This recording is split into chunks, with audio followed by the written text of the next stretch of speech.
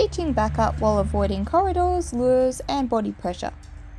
You will need an optional mirror to see where your giant dog's feet are, a platform, a clicker or a verbal marker, a full treat pouch with higher value food, and a dog.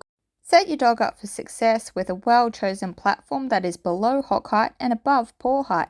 As you can see here, if it is too low they won't feel it, and if it is too high they'll need to step up awkwardly. Confidence nurtures speed, so ensure that the platform is of non-slip surface that the dog can jump backwards onto with confidence. Begin by having your dog with their back feet on the platform and stand close enough so that their head reaches perfectly between your legs without leaving the platform.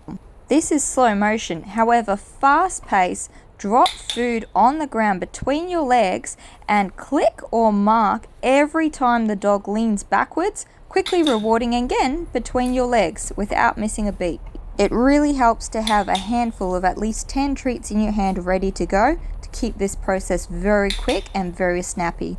Every time the dog eats the food, they should automatically lean backwards to look at you, which is when you click and mark. Once confident, add about half a foot between you and the platform so that the dog takes one full step off the platform and back onto it with each mark. If you misplace the treat and they simply lean forward and lean backwards, still mark and reward, as we do want to reward the leaning back still. Don't worry too much if the dog is not 100% accurate with their back feet. We want to reward enthusiasm over accuracy at this stage. If the dog is going side to side or not taking those steps back, you've moved too fast, go back to square one. Here is another view of the exact same stage in the progress. You can see that he is not 100% accurate with his step backs, but he is still targeting it about 95% of the time with accuracy. Begin every session from the beginner stage of only one step off the platform. This paints the picture of what game you're playing with the dog. During the same session, build up distance by taking a step back just as you say the marker word. Do not move while the dog is meant to be moving backwards, only when the dog is getting the mark and rushing forwards for the treat. Practice patience by not rushing through steps and trying to expand the distance too quickly. Instead, focus on doing at least 2 or 3 reps at the same distance before expanding again.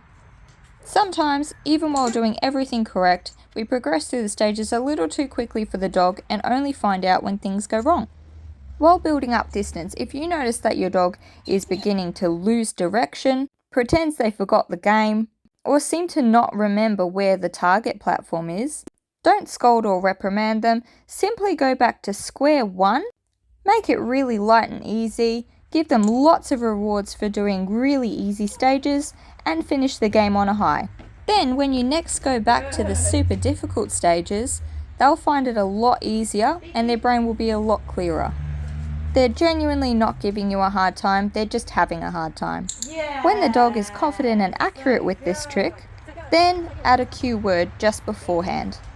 Proof this in many locations and then phase out the target map. The same principles can be used to teach our dogs to reverse orbit us, also without lures or body pressure or tools. For this, we'll be using the exact same target method while pretending that we're a pizza and the dog is going to reverse to platforms that are different pieces of the pizza. Simply put, at the start we'll teach the dog how to reverse 180 degrees to face behind us, and then we'll teach the dog how to reverse backwards into heel from various starting points of the pizza slices. Once confident that the dog knows the game, we'll pick random points of the pizza for the dog to start at before reversing into heel, and then teach the dog to do the full circle in one go. As you can see, this looks very similar to the foundations for our backup game, and teaching backup first with this same target method will definitely make it easier for you. Here you can see the little pizza slice is only one step, and I'm making sure to make it very clear where I am putting the food as I drop it on the ground. This is also best done as a very fast-paced game, and the novelty might be quite exhausting to your dog's brain, especially if you've got a Mastiff type breed, so I recommend as little as 10 treat repetitions in one game. Remember to start from scratch every time you change where on the pizza your dog is starting, as in their mind this is a whole new game that they've never played before. Avoid pointing, directing, changing your body language at all, or saying any cue words whatsoever during this. Only at the very end when the dog is doing full circles will we add cue words, because the word will mean a full circle from heel to heel rather than just performing one pizza slice. Keep track of how many pizza slices your dog is confident doing at the same time and where they're confident starting from. Make sure that your dog is used to starting from random points of the pizza, and once quite confident, progress to doing full circles in one go. Remember, don't add any cue words whatsoever until the dog is confidently performing these circles every time you cue it.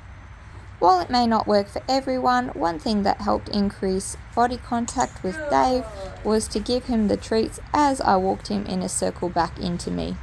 Of course, only do this if your dog is comfortable. If at any point you feel like it's not working, just go back to square one and start again, thinking of the pizza and different parts of the slices that might need work. We hope you had fun watching this and have fun training your dogs.